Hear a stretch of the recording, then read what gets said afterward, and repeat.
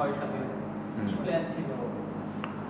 প্ল্যানটা আসলে প্রথম থেকে আমাদের মানে যারাই গিয়েছে তারাই যখন আমাদের ফিডব্যাক দিচ্ছিল যে উইকেটটা একটু স্লো, আমাদের যেই মানে ইয়াতে ছিল যে যত ডিপে নেওয়া যায় বা লাস্ট ওভারে যদি চান্সটা হয়ে যায়, হ্যাঁ মাঝখানে মনে হয় আমাদের একটু সিঙ্গেল রোটেট করলে হয়তো আমাদের আর একটু ক্লোজ হয়ে যেতে পারতো, বাট উই মিসড ইট। আরেকটু যদি আমি ইলাবোরেট করি, একটা পর্যায়ে দেখা গিয়েছিল প্রায় 40 বল বা আরেকটু বেশি খেলার পরও 96 লস কম করছিল। আপনারা দেখেছেন কিনা দেখা গেছে সোজা ব্যাটে অ্যালেক্স রস যখন ক্রিজে ছিল, ওই সময়টা আপনারা পার্টিকুলারলি মনে করেন কিনা যে ওই জায়গাটা আপনারা পিছিয়ে গেছেন? কারণ শুরুতে যেটা হয়েছে মিরাজ আর নাইম স্ট্রাগল করছিল ফাইন, কিন্তু আপনাদের হাতে যেহেতু উইকেট ছিল ওই জায়গায় চান্সটা নেওয়া ছিল।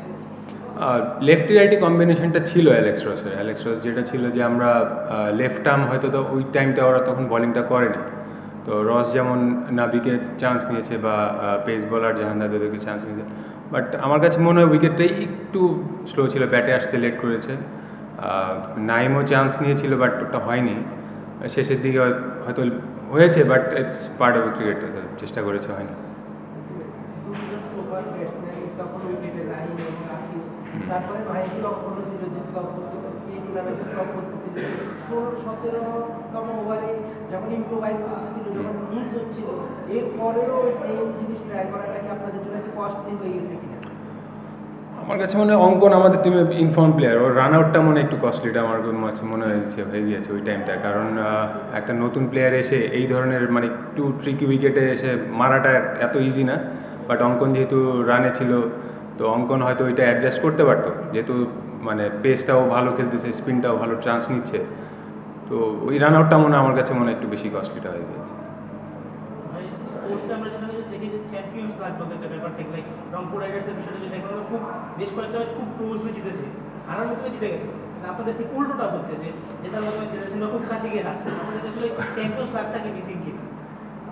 হতে পারে, যেহেতু লাকের কথা বলছেন, আমরা অ্যাটলিস্ট 3টা ম্যাচ 8 রান 7 রান করে হেরে যাচ্ছি, হয়তো সব কিছুই হচ্ছে ঠিকঠাক মতো, হয়তো ছোট্ট কিছু মিস্টেকের জন্য হয়তো আমরা মিস করে ফেলছি। তো এখান থেকে যত তাড়াতাড়ি বেরিয়ে আসা যায়, এর চেয়ে তো বেশি আসলে হোপটা আসাটাই সবচেয়ে বড় বিষয়, আমরা হয়তো নেক্সট ইনশাল্লাহ কামব্যাক করাটা ইম্পর্টেন্ট।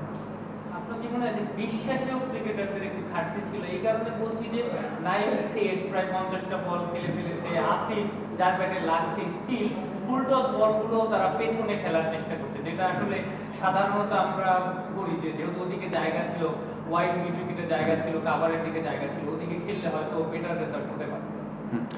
সেটা হতে পারতো, বাট আমার কাছে মনে হয় স্লো ট্র্যাকে মানে চান্স নেওয়া যায়, পিছনে চান্স নেওয়া যায়, বাট ভালো উইকেট হয়তো আপনি সোজা মারলে হয়তো ব্যাটে এসে হয়তো মানে কুইক স্কিট করে চলে আসতেছে। আজকের উইকেটটা একটু মনে হচ্ছে আমার যে সেকেন্ড হাফে একটু ট্রিকি ছিল, যেহেতু নাবিও যখন বল করছিল উইকেট টার্ন করছিল, তো আমাদের প্ল্যানটাই ছিল যে ডিপে ব্যাটিং করা। আমরা কিন্তু দেখবেন যে লাস্ট আমরা যে 2টা ম্যাচেই 200 রান প্লাস করেছি, আমরা কিন্তু যত ব্যাটাররা ডিপে গিয়েছে লাস্টে এক্সিকিউশনের টাইমে 4-5 ওভার আমরা কিন্তু অসাধারণ ক্রিকেট খেলেছি। তো আজকে কিন্তু হয়ে যাচ্ছিল almost, but what should say,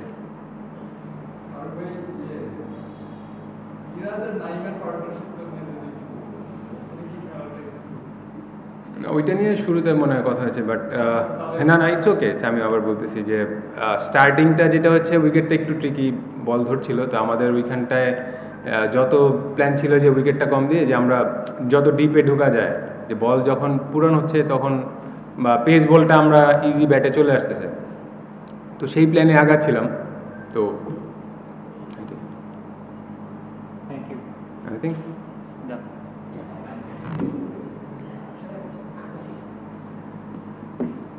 champions লাগ।